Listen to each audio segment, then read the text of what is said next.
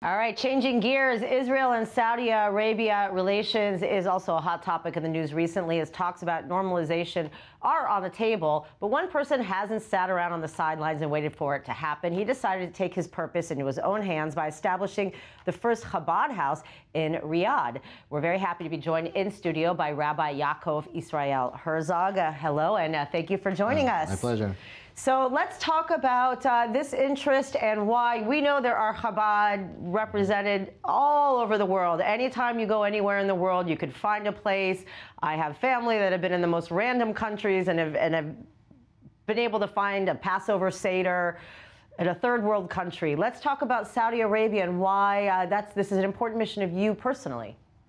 Okay, a few years ago I realized that there are many Jewish expats coming to the kingdom to work. The numbers, just to understand, you have about 75,000 Americans in the kingdom working currently, so about 1% of them are Jewish. With that, you have people from France, UK, South America, so all in all, you have over 1,500 Jewish people in the kingdom currently working there on different employment contracts. So when I realized these numbers, after I was introduced to the city of Neom, the whole concept in the beginning, I said, okay, who's taking care of the needs of these people? And I realized that there's nobody there, and there was this perception that it would be forbidden to do something like this in Saudi Arabia.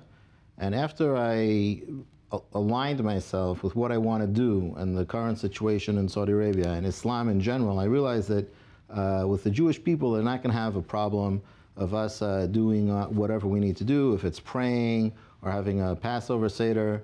Of course, on Passover, we don't have wine at our Seder. We had grape juice, since you can't bring alcohol into the kingdom. So we basically looked at the current Saudi law book, and we said, okay, test the water, and we'll begin. So this has been going on for a couple of years. I know you said you're in a facility now. So have you been able to reach the Jewish community and get people together during some of the important Jewish holidays? This is our second year of activity. Like you said, we have a rented place where we have all of our prayers, holiday meals, and whatever we do. We reach out to people that we know. It's people bring friends, for example.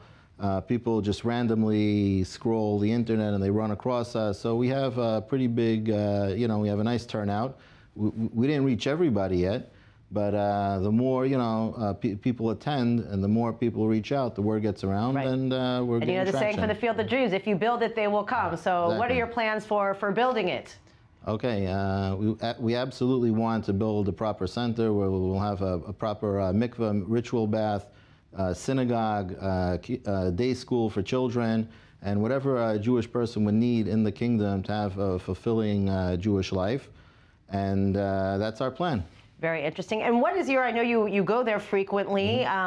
What's your experience like being? I mean, we're seeing in the, the rest of the, Arab world with the Abraham Accords, we're seeing so much growth within, UAE and, Dubai and Abu Dhabi, et cetera. But we're also seeing a lot of advancement within the Kingdom of Saudi Arabia. Obviously, Rome wasn't built in a day. But what is your experience there with the Saudi people when you're in Israel? Obviously, it's quite obvious you're a Jew. Well, when I'm in Saudi Arabia, this is the way I walk around everywhere I go. In Sunni areas, Shia areas, all over the country. The Saudis are very welcoming to other cultures, to other religions, and they have a very deep knowledge of who the Jewish people are, what the Jewish people are all about, our common ancestor. Of course, our common ancestor. That's where it all begins from. And sometimes when they mention that we have common enemies, I try to bring them back to the fact that we're family. And that's the main thing, and that's what we have to focus on, because enemies could change, and these things are very evolving, but family is family. And our mutual rich history and genetics is what actually brings us together. And thank God they've been very welcoming and very respectful, and it's a wonderful place. It's great that you're offering a place for people to come and be with their community. Much appreciated, Rabbi. Thank you so much for coming in and joining us and sharing your journey, and keep up the good work.